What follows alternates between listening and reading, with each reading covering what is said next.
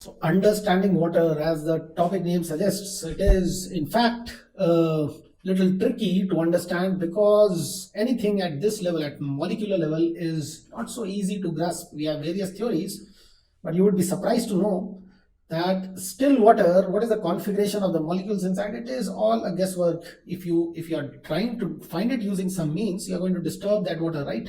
So let us see what is the big deal over here, and we will be rather concerned with what is connected, the concepts which are connected to this chapter. Okay, before going on to those concepts, so let's write the chemical reaction depicting the dissociation of water. H2O, it dissociates into H plus and OH minus, very minute amount, and we know that this H plus is not going to remain as H plus. It is going to get attached to the water molecule itself very quickly. It is never going to remain as H plus, and neither this OH minus remains just as OH minus. It is also getting hydrated, but hydration of H plus is a sure shot given thing. It is impossible to find any H plus in the solution. So the solution, this H plus is going to attack the water itself, and it is going to create the ion which is called hydronium ion with water. So I'll put a plus H2 over here, and it becomes H3O plus. Now this is also a positive ion. So this being a positive ion can further get attached with water, another H2O, and what it can become is H5H2O. So O over there, so O2, H5O2, and that is also a positive species. So H5O2, it can further become a H7O3, it can go on to become a H9O4, and recently I was reading some paper, they have published H13O6. So, I mean, how do they prove? God knows, I have not gone into those studies, but the thing is that H plus doesn't remain as H plus, it is found as hydronium ion. It reacts with water or attaches with water to become hydronium ion. This is called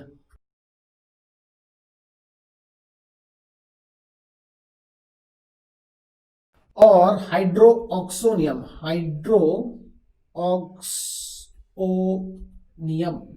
The oxoniums are basically O plus species which are attached to 3 through covalent bonds.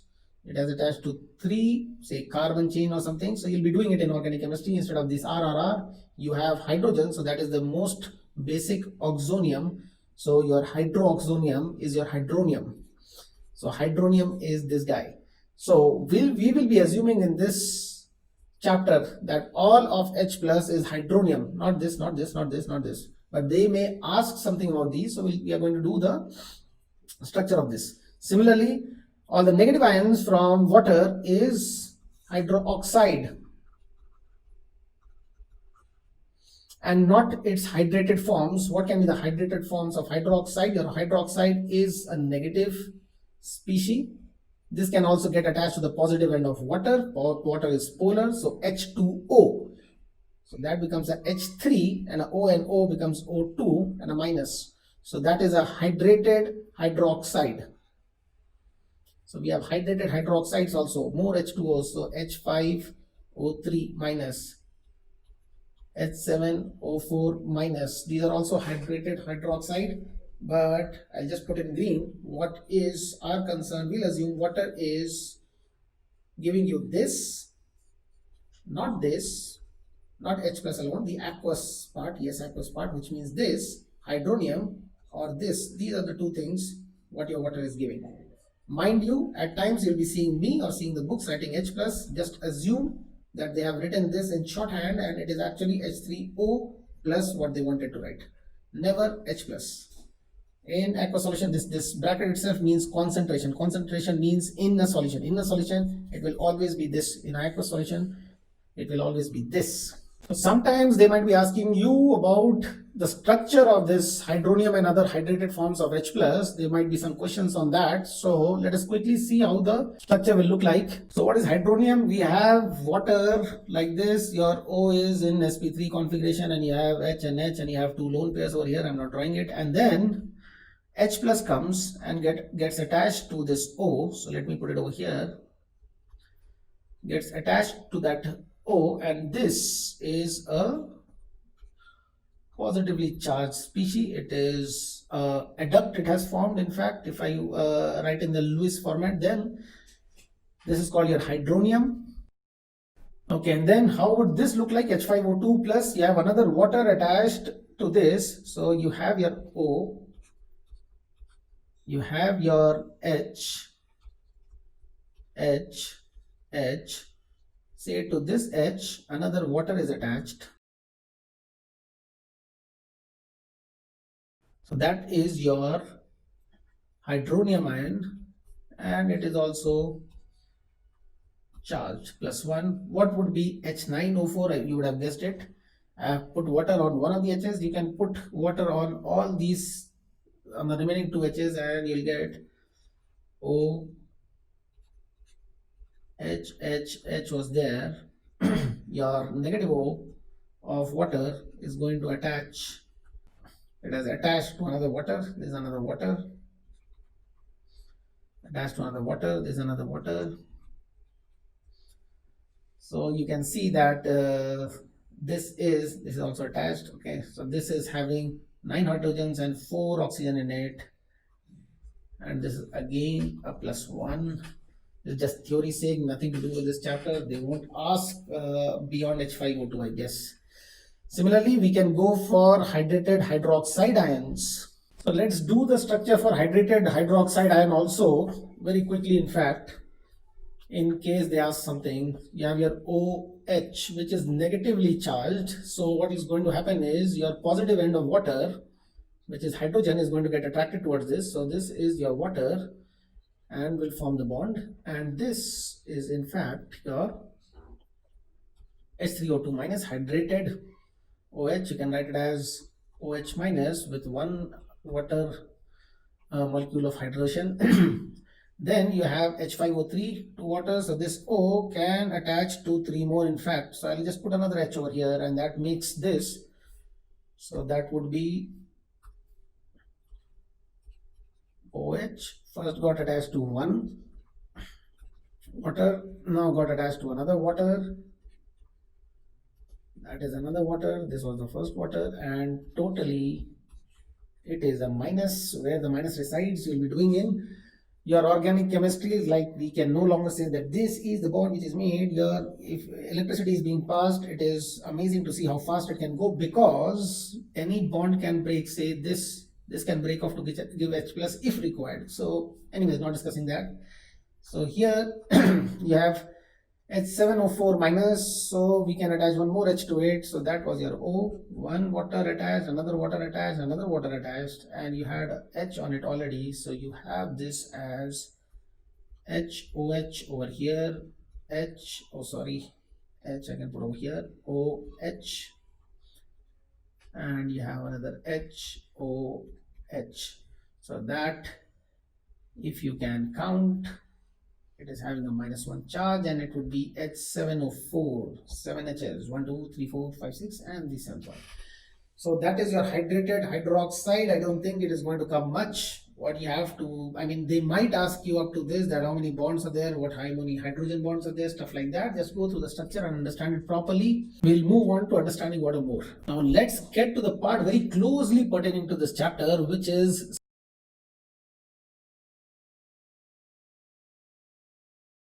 self-ionization of water. So water is ionized because of itself, because there is nothing else. It is water and water and water. So water plus water, I would write, gives H3O plus. I can't write water gives H plus because we know H plus is not there. We are looking at it more closely and we are doing the actual stuff, what is there.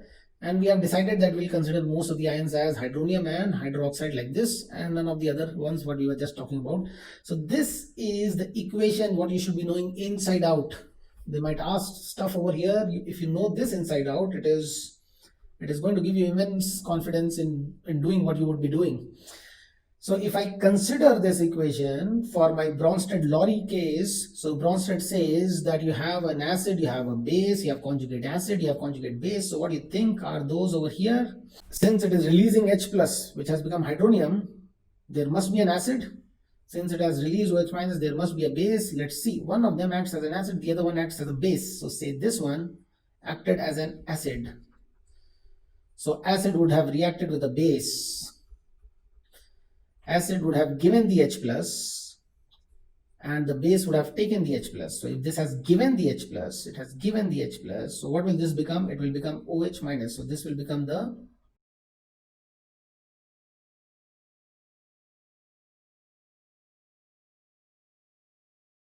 conjugate base for this. And this is the base would have has in fact taken the H plus from here. So if it has taken the H plus, it has become a conjugate acid for this base. So this is an acid base reaction which is giving you conjugate acid and conjugate base. This is your reaction for water, what you have to keep in your head.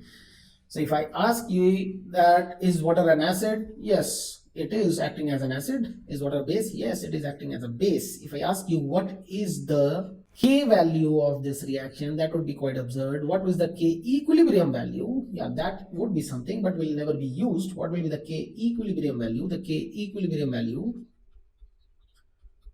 would be equal to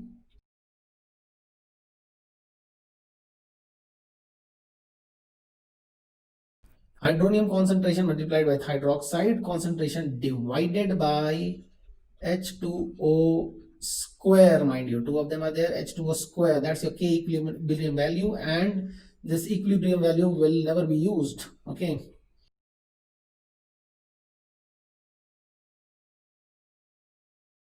Now what would be used, what is of our concern in this chapter is your Ka value. If I ask you that, if I take the acid part of it, what is the Ka value? Can anybody write what is the Ka value? Take a second and write. Before I write it, verify whether you have written it correctly or not. So mind you, when we write a Ka value, you follow the rules. So what was the rule? If you have an acid, it reacts with water to give the hydronium and the negative ion, and the Ka value involves everything, this, and this, but not this, right? So it involves the product and this, the concentration of the acid, but not the water. So if I ask Ka, so what is it going to involve among the three? It is going to involve this, and this, and not this. So what is the Ka value? The Ka value would be H3O plus concentration multiplied with OH minus concentration divided by, do we write a H2O? Yes, we have to write a H2O. This is the one we are not writing. One water is emitted, the acid itself, this is the acid itself that we have to write. That is the Ka value. Now we already know that this into this, the ionic product, in the last few frames back I had given you, it's a constant 10 power minus 14 called as ionic product of water. This into this, the only the product side for any reaction would be called ionic product. So this is of water, so it is ionic product of water. So Ka value of water is not ionic product of water, it is divided by the concentration of water, which for any amount of acid or base or pure water in it, for all practical purposes, it would be 55.5. Even when you say your H plus concentration was say 1 molar due to some acid, it is not due to water. That H plus has come from the acid, and your water dissociation, which was a 10 power minus 7 of them had dissociated, would not be even that. It would have got suppressed. So it would be, the H2O would be even closer to 55.5. I hope you can recollect and gather what I'm saying over here. We said this H2O concentration will be 55.5 minus the amount it has dissociated. That the amount it has dissociated is very, very low. It is in the order of this, so it is useless to write that in the calculation. So this Ka value is going to have Kw by H2O. So grab your calculators and just calculate it. So your K comes as Kw divided by H2O concentration, which at 25 degrees Celsius will take it as your 10 power minus 14 divided by 1000 by 18. I don't have to write 55 by 5 because this 18 will go on top, and it becomes a 1.8 into 10 power minus 16. That is your Ka value of water. Now can you tell me what would be the Kb value? What is the Kb value? Please write it yourself and get this answer. So that would be the question which will pop up. This is what is required. What is the numerical value of Kb of water with the data what you already have at 25 degrees Celsius? What is the Kb value? Pause and get it. So I hope you got it. This is again, if I ask Kb, then you have to write, if there was a base BOH with water, it gives you B plus and OH minus, B plus hydrated, aqueous B plus and aqueous OH minus. So your Kb was this guy divided by that guy, and this never figured, right? Yeah, this divided by that, this never figured. So if I have to look at this equation, then this is the base. I'm not going to write it again. This is the base, and this is what it is giving. It is giving a H plus and OH minus. H plus gets hydrated with water, and this guy should not figure. This is the water, the base in water. Water acts as an acid. Yes, here also it acts as an acid. If this was the base reacts with acid. So this will not figure in the equation, and what you will get is this into this divided by that. You'll have hydronium into hydroxide divided by concentration of H2O, which is again the same as the earlier one. So it is again your Kw by water concentration. So what we have over here is Kw by concentration of water at 25 degrees Celsius. We are going to get the same value as above, 10 power minus 16. So remember this, your Ka for water is so much, your Kb for water is so much. It's a constant. It is not going to change now. It's a constant. Okay, your K equilibrium would be something else, and we don't have to calculate. We need not calculate that. Okay. Now when we talk of water, then the concentrations of the hydronium ion and the hydroxide ions are so low that we'll get values in 10 power minus 7, 8, 9, 10. The K values are 10 power minus 16 and all. So some smart guy, to make the values readable, introduced the pH scale, and it was particularly for hydrogen what it was introduced for. So it is a way of depicting what is the concentration of hydrogen in a given solution.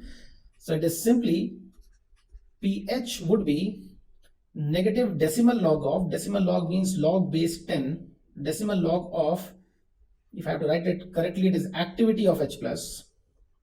pH was the activity of H plus. It was not like the concentration of H plus, but we know that for concentrations of H plus less than 1 molar, we are going to take the activity of H plus as equal to concentration of H plus. We are going to do that.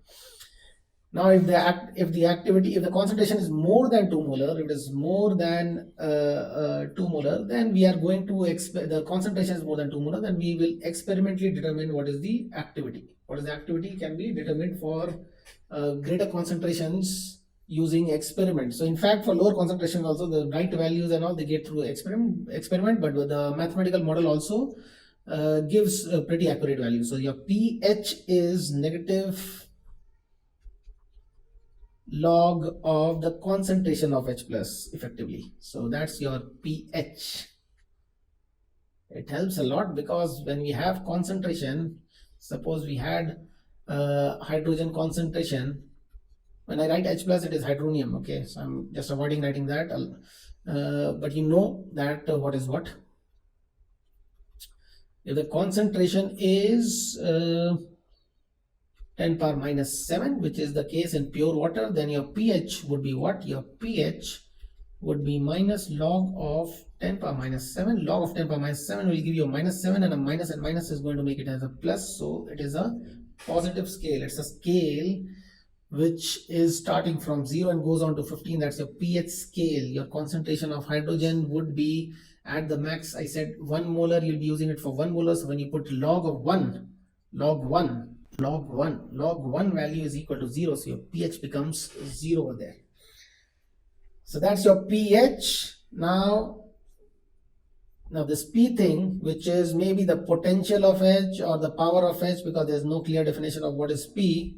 And initially the concentration, or now also the concentration of ions is measured by the conductivity or by seeing how much of potential difference you have applied. So maybe P means that, but it's all guesswork. So pH is no longer for H alone.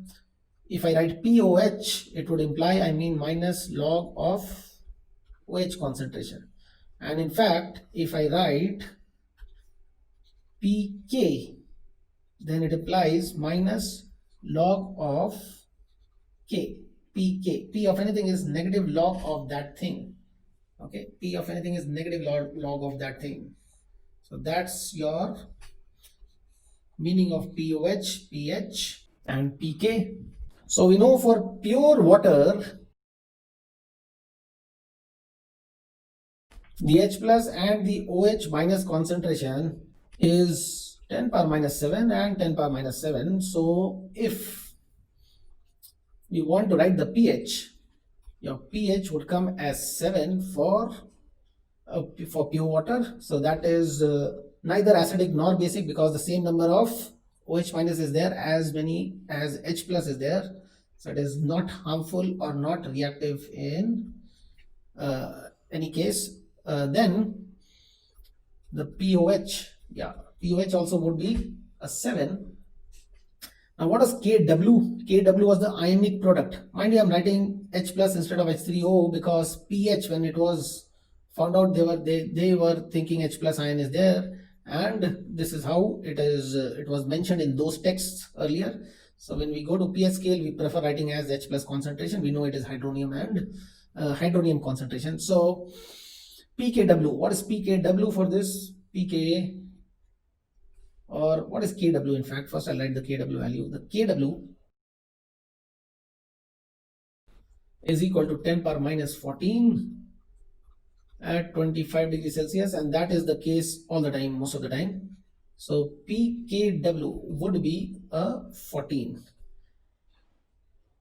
Now since KW is a constant for a given temperature, if I give you a small question over here, a very tiny question over here, like in water, say H plus concentration, that's the question to it. H plus concentration is 10 power minus 6.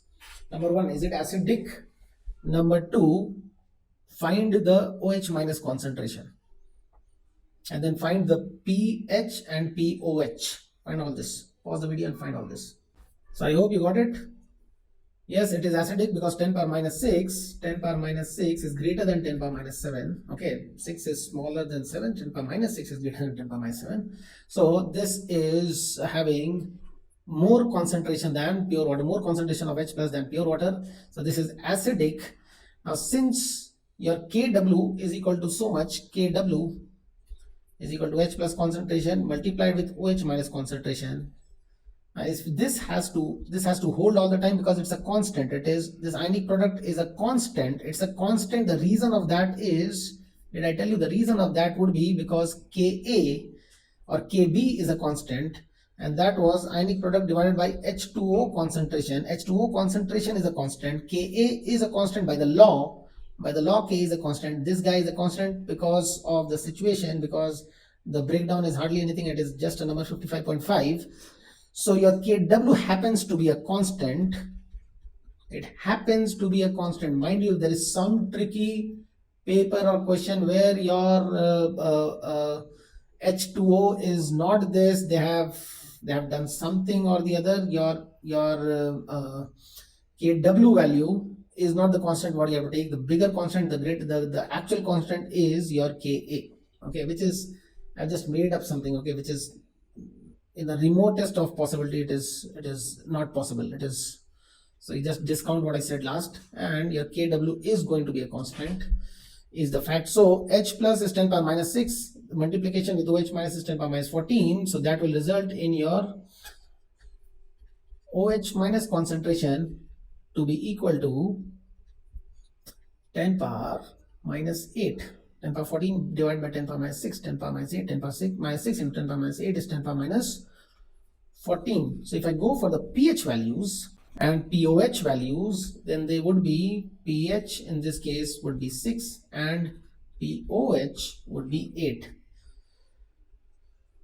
So while we say the multiplication of H plus concentration and OH minus concentration is 10 power minus 14, the easier version for which the pH scale was made, the easier version would be your 6 plus 8 is equal to 14. That means your pH plus pOH is a constant number which is equal to 14, and to be absolutely right, I would say it is equal to pKw, because the Kw value itself may change with the temperature. It changes drastically, by the way, with temperature. I'll give you some values for various temperatures. I'll just list it down over here.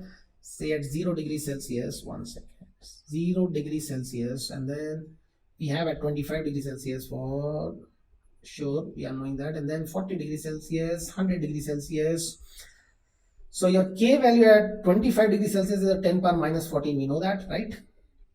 For 0 degrees Celsius, it is drastically less. It is roughly 0.11 into 10 power minus 14. So it is like 1 into 10 power minus 15. It is almost 10 times less. And for 40 degrees Celsius, it is roughly, I guess, 3 into 10 power minus 14. You don't have to mug up these values. I'm just showing that they change. It is like 3 times more. And if you go for 100 degrees Celsius, if I'm not wrong, it is 50 times more. 50 times more. So you don't have to remember any of these values, but the K values change so drastically. It would change so drastically. So if they say your pKw at 40 degrees Celsius is how much? Okay, find out and give the answer to at least 1 decimal place correct. You can use calcs if you want. I hope you got it right. It would be minus log of 3 into 10 power minus 14. So by properties of log, this 10 power minus 14 is going to give you a 14 because of the minus over here, and minus log 3. Minus log 3. This is log 3 plus log of 10 power minus 14. This is split up like that. So log 3, your under root of 10 is almost 3. Okay, so it is nearly 0.5. It is not exactly 0.5. So I asked till 1 decimal place, so I can write a minus 0.5 over here, and you get a 13.5 roughly. You can do the exact value with the exact calculation. So in fact, one should be knowing the value of log 3, and log 3 is equal to 0.477. So if I have to be more exact over here, I should rather write it as 13.523. So that's your pKw. Okay, let me quiz you more. If I ask you the pH at 40 degrees Celsius, another question, note it down. pH at 40 degrees Celsius is equal to 7. Is the solution's pH at 40 degrees Celsius is equal to 7. Is the solution neutral or acidic or basic? Is the solution neutral, acidic or basic? Okay, I hope you got that right too. If pKw was 14, the neutral point is when pH is equal to 7, right in the middle, right? If pH was equal to 8, this would have been basic. 7 to 14, we know your solution would be basic. If pH was 6, it would have been acidic. So at 40 degrees Celsius, what is the neutral point? At 40 degrees Celsius, your neutral point will be when pH is equal to, right, half of that pKw. So pKw we had calculated divided by 2. So that was a 13.5, suppose roughly. Then half of that is 6.75. So your 6.75 would have been a neutral point. Now this 7 is more than 6.75. It means your solution is basic. So here the solution is basic. I hope you got it right.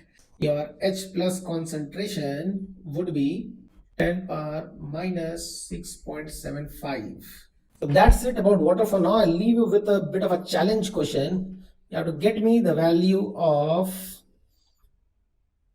the Ka for or pKa for Ka or pKa for hydronium.